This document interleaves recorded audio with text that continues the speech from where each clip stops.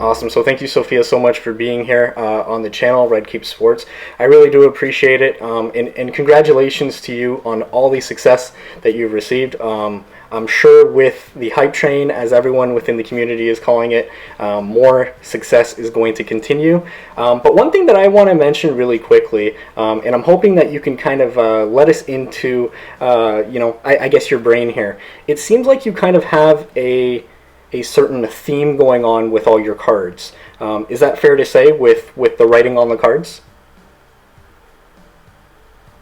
Yeah, I mean, it's kind of just my own personal style and artistic approach to collaborative projects. I always try to maintain kind of the soul and essence of whatever the brand or product might be. So in the case of the cards, my responsibility, or I see my responsibility as obviously doing my own flip on this iconic card, but how can I maintain the soul, like bare bones of this card, but bring it to life with my own visual voice. And so it is a bit of research that I put into each card. To be really completely honest, I actually don't really follow baseball. I grew up in Queens, took the train and rode past Shea Stadium majority of my life. And I've obviously attended a couple games myself, but I'm not like a diehard fan like Right. A lot of people are, and it's just been a really cool creative project for me to be and create essentially like a whole thesis of work. So each card, I make sure I do my research as far as like the year that this card was associated with, the player's background, any key quotes, any nicknames they had, any kind of cool tidbit clues that I can create visually on the card that speaks to this player and speaks to what they were known for, and just kind of capture an element of themselves and an element of kind of the original card, and then of course my own like personal touches on it. That's fantastic. It really just goes to show you that maybe you don't need to follow the game of baseball to really put your stamp on it. But another thing that I wanted to know is, hailing from Queens, and there's a lot of New York players within this set. Do you feel like there's any kind of, I guess, let's call it added pressure when you have to, create these cards of people who, literally played probably not too far from where you grew up? Oh my gosh, it's a huge honor. I mean, first things first, I feel like there's nothing more American than attending a baseball game. Right. Like when they play the national anthem, all the hats are off. You're just like, wow, what a beautiful country. You forget about all the chaos that exists here. So I've always appreciated that sentiment and grateful to be born and raised, in a city like New York. But yeah, there's definitely a lot of heat because I'm from Queens, so I have a bunch of friends that are Mets fans. There's plenty of Yankees fans as well, but there's a lot of Mets fans that are like, what's going on? The first card I ever did was Mariano Rivera, and everyone's like, are you doing a Mets card? And I think more than anything, people are just really excited. People are really excited. People from like the streetwear sneaker community that my roots are from are just excited about this project. People from the baseball community, some people who are just right in the middle of these two cultures are just, I think it's really beautiful for everyone to just have something positive to look towards, to be excited about more than ever. And Right. and there's obviously some good money to be made in this industry as well, specifically this time. For sure. Yeah, and I think it's just all positive. So. Yeah, no, I'm definitely glad that you touched base on, something positive to look forward to, definitely during these uncertain times. And also making money, right? Like making money, that's something that everyone loves. But you as the artist, is it difficult at times to know that you put in, probably hours, weeks, however long it takes you to create something, it's sold for $20, only to see it later on being sold for literally $1,500 and more? Yeah, I mean, someone put my Jackie Robinson up for $4,500, which is crazy. Wow. I mean, honestly, I find it very endearing, and I'm very flattered by it. I'm honored that, first of all, I was a little hesitant and like a little worried. I'm the only girl on this entire list. I'm not familiar with baseball, and I was just nervous about it because I'm like, shit, am I going to be exposed as a fake here or something like that?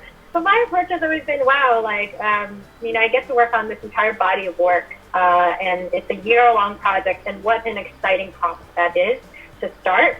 And, you know, I think it's very beautiful to see, but we have to understand the culture that's here, right? Baseball culture, right. And of course, no one's really playing, and like all the teams are on hold for now. And baseball card culture, collector's culture, which I have an idea of being from, you know, sneaker culture. And it's just really cool to kind of see that overlap. And it's always been, hey, when you create something, someone might copy your stuff, repost it, not credit you for it, and whatever. But I think it's really exciting for me to see just the fan support. People love the artwork. They genuinely like it. They're discovering my work because of this opportunity. You know, I say this quite a few times, which is for Top to be able to get the green light on a project like this is phenomenal for the art community, for street artists. And I think that's much bigger than just sports, because think about one person's idea or a small group of people's idea within a huge baseball card company that's a lot more traditional, probably a lot more structured, to reach out to a pretty subculture group of creatives. And yeah, we are mainstream in our own individual professional spaces, but to tap into the sneaker street art community that were often like potentially seen as rebels to some extent, and partner with us to work on this year-long project with 400 different pieces of artwork with 20 different artists and 20 different cards, that is amazing. You know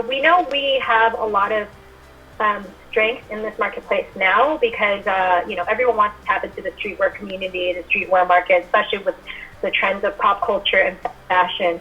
But by Top working with artists like myself, and for us to be able to prove to the world that we can create such an amazing body of work that generates sales, that generates numbers, that only offers more opportunity for artists like myself, and more opportunity, because there's going to be a Top 2021, there's going to be a Top 2022, there's going to be more artists that are going to be able to have this opportunity to not only make money, but be able to just share their work with the rest of the world in a whole new light. And I'm just excited for that, and I'm so honored to be able to be in like the first generation of creators for this series. Mm-hmm. And it's also interesting that you mentioned, you know, potentially having a secondary project, a third project, so on and so forth, because one thing that I've really kind of noticed over the last couple of days is people saying, oh, well, look at these high print runs. You know, we got print runs of nearing 100,000 now. But me personally, like, I don't think necessarily that the project is going to die. I think that it's just going to thrive.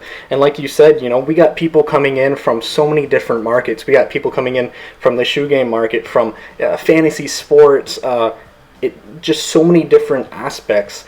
And it's really making people a fan of art, street art, illustration design, and things like you said. So my next question to you is, has it turned you into a fan of any of the other artists? Like, are you collecting this project as well? Oh, absolutely. Like, cool. I'm not buying it as like a collector's item. I mean, you can't really see now, but like the wall in front of me is all full of artwork. I love creating a space that I feel inspired by. I like to buy art and get it framed and you know, from artists that I love, because I want people to do that for me, and people do that for me. And I think it's a cyclical culture, it's a cyclical community, it's a healthy ecosystem to continue to support local small artists. But yeah, I've been buying a couple like of Ermsey style. Cool. Like, I didn't know about his work until we worked on this project together, and I bought his Ichiro because I thought it was so cool. And I just love it. I just see it as a little piece of art that I can have within my space in my studio. And yeah, and like for me, it's not so much about like making money and flipping it as far as buying other people's cards. It's more so fun for me to just, because I like the illustrations. Awesome. You know, I'm the same way, and it's really interesting because so many people are like, oh, well, are you in it for the flipping game? And like the reality is, you know, if I do ever decide to flip something and if I make money, awesome. But for the most part, like, this project is so cool. I don't even view them as baseball cards. I view them as literal piece of art. So that's awesome. My next question for you is, what are you currently working on now? Of course, if you're able to share that. And what have been some of the more difficult cards to do? Because I can imagine, you know, a card like Mariano Rivera, where he's not in a baseball uniform. He's kind of just leaning up against, I guess, a post. So I guess that's a two-part question, though. Yeah, so I mean, what I'm working on now, obviously COVID has impacted me. I'm a small business owner. I had an employee that was like kind of my right hand for a lot of things Right. to just help me out with stuff on a day-to-day basis. And unfortunately, she got laid off. And it's just trying to adjust and adapt. And obviously, there's been moments where I was worried about finances as well. I am a freelancer, and majority of my work as an illustrator comes from marketing and advertising budgets. But the most exciting thing is now we have a time to reassess, realign, and also hone in on our skills. And obviously this project has been taking off. I also just launched a tech platform. It's a online one-stop shop for women's sneaker retail. So it's kind of like a kayak flight, but for women's sneakers, which is really exciting. And I still have some illustration projects here and there. I do a bit of podcast panels just to continue to bring that positive energy into the creative space. But as far as top goes, obviously, like everyone else, I've been getting DMs, emails for signed editions, and I started seeing how much my cards are going for online. And I mean, I was buying a couple of my cards just for myself because I thought it would just be cute to have at home. And then I realized, whoa, this is what is going on? And then I had to actually go on eBay to buy my own card. I spent $1,000 something on my own Mariano Rivera because I wanted to yes, I do have the intention to offer signed editions. I'm going to be working out a really, really cool approach for that, which I'll be launching.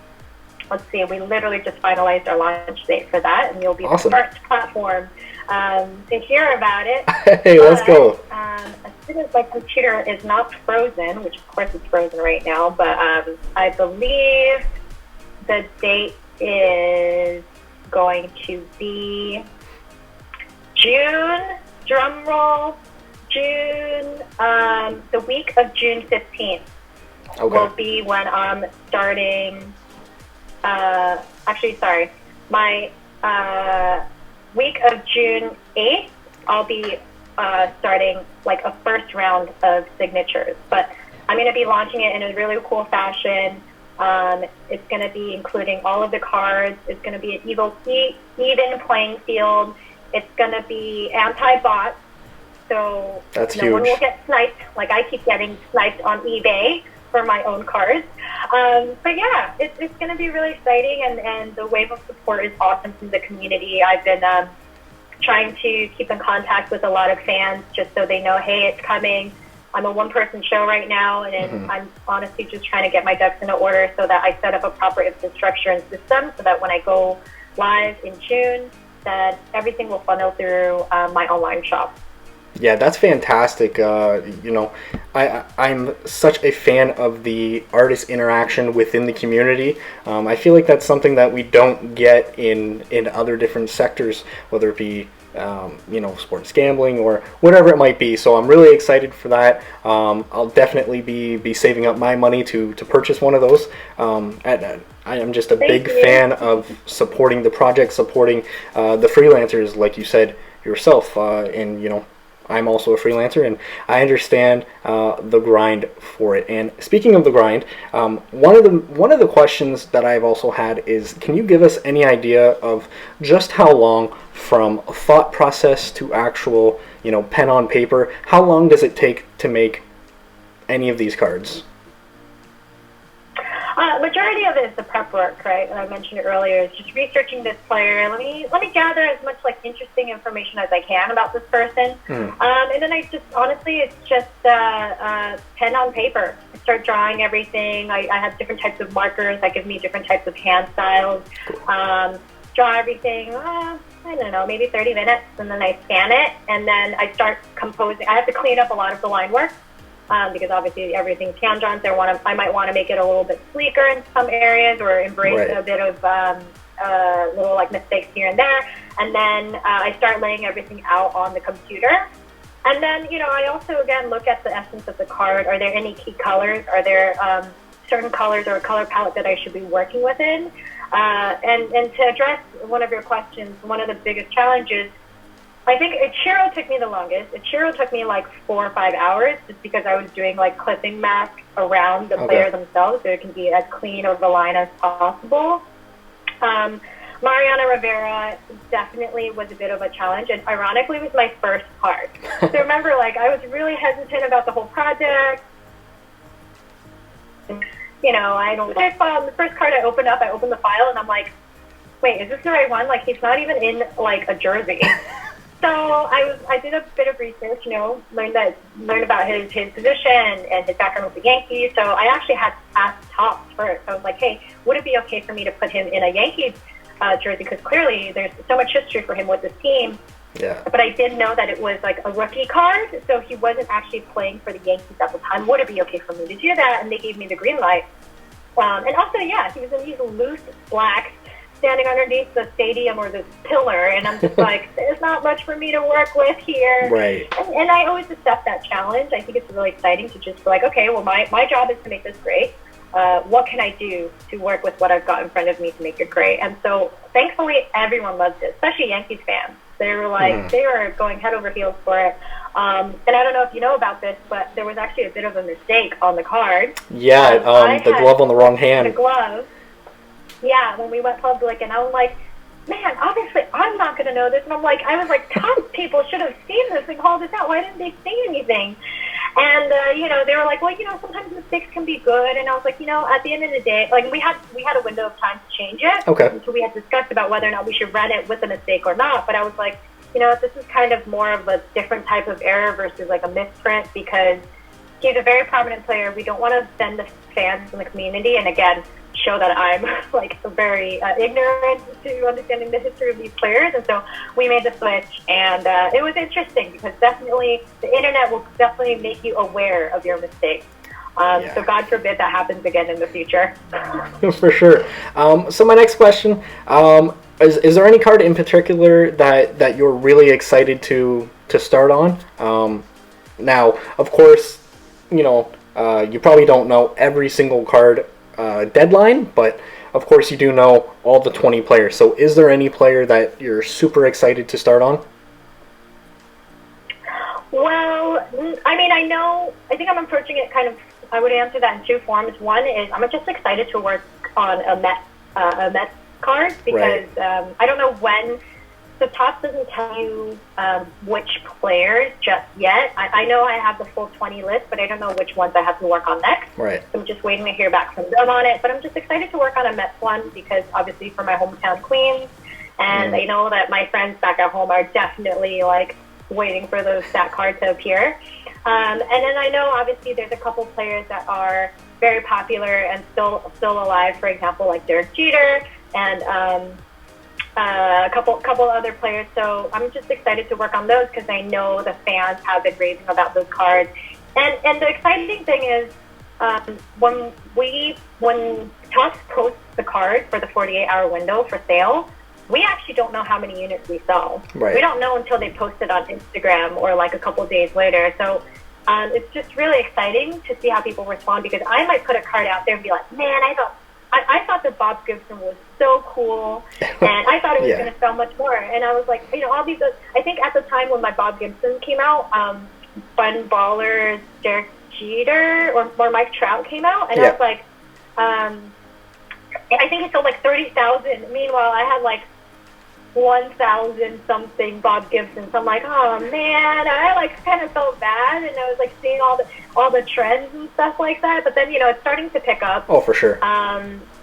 Yeah, so it's really exciting. But all in all, I'm really happy about every single card. I'm always excited for each one. I don't think I'll love one more over the other. For me, if anything, it's the sentiment and the story behind each card. Cool. So I've only done 5 so far. We've got 2 more coming out in June for me, and I'm excited to see how the rest of the collection will come out. Awesome. You know, I can't wait. Also can't wait for the autograph drop. That's going to be huge. And my last question before I let you go, because you did kind of allude to it early on, being the only woman artist in this, is there any kind of advice or really any kind of message that you'd like to send to any young aspiring women who hope to one day be as famous and as big as you are? I mean, well, thank you for that. It's a great compliment. I mean, honestly, like, it's really cool, because there's been a number of female card collectors that have reached out to me as well, and they're really excited about it. And I was like, whoa, this is so cool. I mean, obviously with everything going on in modern days in politics, there's a lot of cool things. I think we're definitely moving towards a more equal playing ground for a lot of people. And it's just exciting, I think, more than anything. And obviously, I've worked a lot in male-dominated spaces in streetwear and in sneakers. And it's always just it's always been just a huge honor to kind of be a voice within that space. And I think more than anything, people see my work and they're excited about what they see instead of trying to figure out, oh, is this a guy or a girl? And there's been times where people are like, wow, I didn't even know a girl made this. And I'm like, well, I guess that's a compliment, when I've worked on art projects in the past. And so I think I've always just let my work speak for itself and let that lead the interest and engagement. And as far as advice that I would give, honestly, at the end of the day, your worth and your value is what your output is. And so if you invest in your skills and you invest in your output and the quality, like, no one can say shit to you at the end of the day. Awesome. You can make sure you shut them up with the quality of work you can put out. Absolutely. Well, Sophia, thank you so much for your time. Thank you so much for being here. To all my subscribers, to all the viewers, please be sure to check out Sophia's work. Absolutely amazing line. Also be sure to check out the autograph drop. That's going to be incredibly special. So again, Sophia, congratulations to you. Nothing but the best. And I can't wait to see the rest of your work. Thank you so much, and thank you for having me on. I'm so excited.